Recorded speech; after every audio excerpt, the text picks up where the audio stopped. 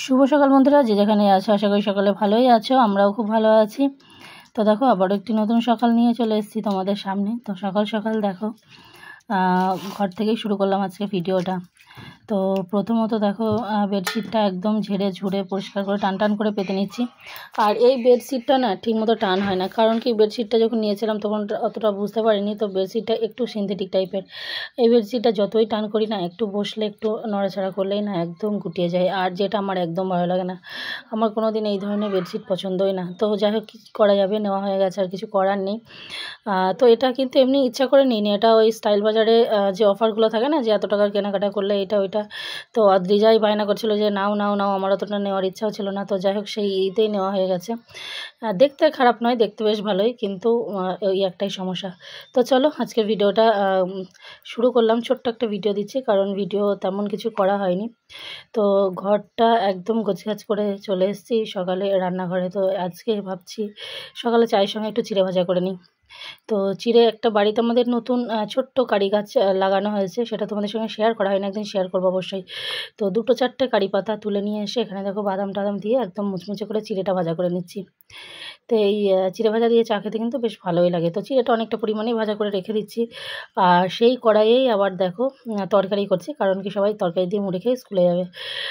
তো এখানে ফোড়ন দিয়ে কুমড়ো আলু তরকারি করছি। আর এই কুমড়োটা না গাছের কুমড়ো, একটা গাছ হয়েছে, সেইটাতে ছোট ছোট ছোট ছোট কুমড়ো হয়েছে, খুব বড় হয়নি কুমড়োগুলো। তো গাছের একদম টাটকা ফ্রেশ কুমড়ো, আর কচি কুমড়ো, তো কুমড়োর খোসাগুলো ছাড়াইনি। তো খোসা সমেত খাওয়া তো খুবই ভালো, কিন্তু বাজার থেকে কেনা হলে কি হয়, না ছাড়িয়ে খেতে গেলে কীরকম একটা লাগে। তো এটা একদম গাছের টাটকা কুমড়ো। তো সেই জন্য সকাল সকাল থেকে আলু কুমড়োর একটা সবজি করে নিচ্ছি, এটা দিয়েই আমরা সকালে মুড়ি খাবো। তো চলো কুমড়োটা করি। আর তারপরে যে দেখো চিড়ে ভাজাও হয়ে গেছে।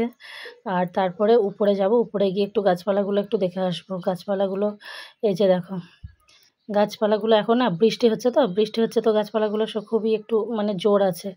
বৃষ্টি না হলে টবের গাছ রাখা খুবই সমস্যা হয়, কতবার যে জল দিতে হয়। তারপরেই দেখো আবার এদিকে ঝটপট করে রান্না বসিয়ে দিয়েছিলাম। তো আজকে রান্নাই করছি।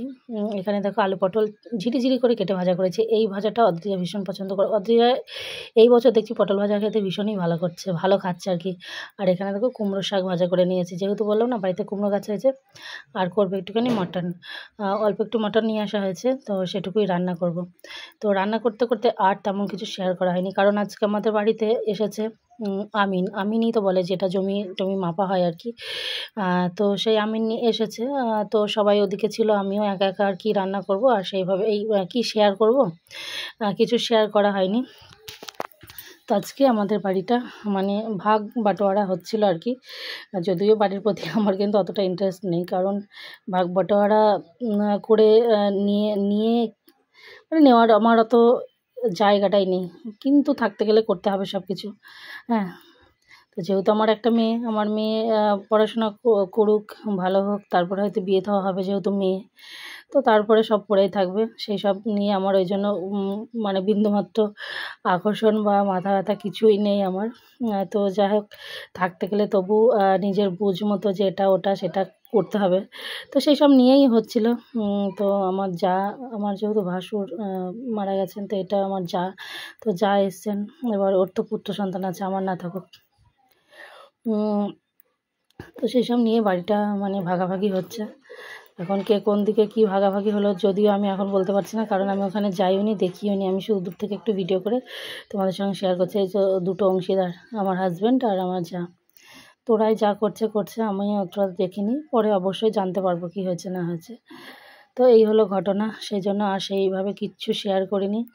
ওইখানেই একটু রান্নাঘর থেকেই আমি রান্না করছিলাম, আর রান্নাঘর থেকেই কিছু শেয়ার করা হয়নি। তো যথারীতি রান্নাও শেষ। আর এখন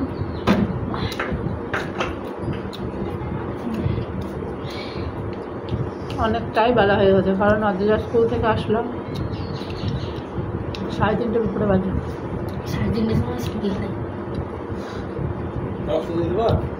এখন খেতে তুমি ছাড়ো না, খেতে বসেছি, তুমি রাখো। তো শাক ভাজা, পটল ভাজা আর মাংস হয়েছিল। তুমি সরে যাও, তোমাকে দেবো না, তুমি সরে যাও। হ্যাঁ,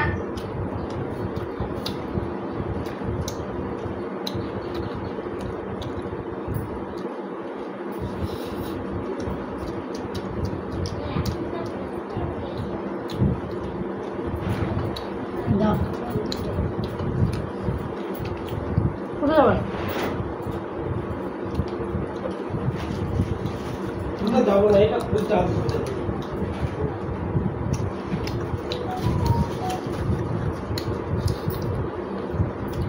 তোরা ঘুমাবি না।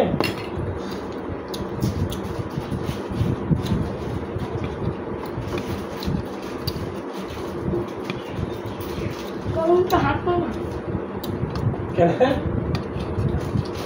হাঁটবো কেন? খাওয়া হয়ে গেছে। ব্যাস ও মুখু তো একটা পুরো হয়ে যাবে মনে হচ্ছে। ঝোলটাই সাথে কম হয়ে গেল, ঝোল হয়েছিল আমরা ফুটি ফুটি সিদ্ধ করেছি। আর জায়গা দেবে না। এটা এডিট করতে গিয়ে দেখছি ভিডিও কিছু শেয়ারও করা হয়নি, মানে শেষ করা হয়নি। তো দুপুরে খাওয়া দাওয়া রান্না হয়ে গেছিলো, খাওয়া দাওয়া করলাম, আর ভিডিও কিছু শেষ করা হয়নি। আর শেষ করা বলতে কি, ক্যামেরা অনই করা হয়নি। আর ওই যে কালকে আমিনটা আসলো, ওই মাপ ঝোপ ওইসব কথাবার্তা হলো। তো কোনো রকম নিজেদের আত্মবুঝ মতো যে এইখানটা জায়গাটা ব্যবহার করবো, ওই জায়গাটা ব্যবহার, এই জমি তো কোনো দিন কারোর নামে হবে না, কারণ এটা হচ্ছে আমার শ্বশুরের বাবার নামে জমি। আর শ্বশুরের বাবার নামে মানে শ্বশুরেরই নামে হয়নি, তো সেখানে শ্বশুরের নামে না হলে তার ছেলেদের নামে হওয়া কঠিন আছে।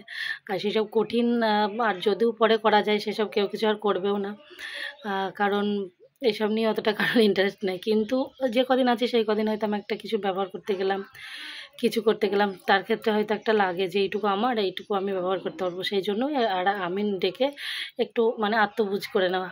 তো যাই হোক, সেই সব হয়েছে, আর সেসব তোমাদের সঙ্গে কিছু শেয়ার করা হয়নি, আর ভিডিও কিছু করা হয়নি। তো শেষে ভিডিও শেষ করা হয়নি, তো ভাবলাম এখন একটু তোমাদের সঙ্গে কথা বলে নিই। তো এই হলো আমাদের মেন ঘটনা, আমাদের জমি জায়গা বাড়ি, জমি জায়গা বলতে কি আমাদের বাড়িটা মোটামুটি একটু ভাগ টাগ হলো। তো সেটুকু একটু জানিয়ে দিলাম তোমাদের। তো চলো ভিডিওটা এখানেই শেষ করি। সকালে ভালো থাকো, সুস্থ থাকো, আবার দেখা হবে নেক্সট ভিডিওর সাথে।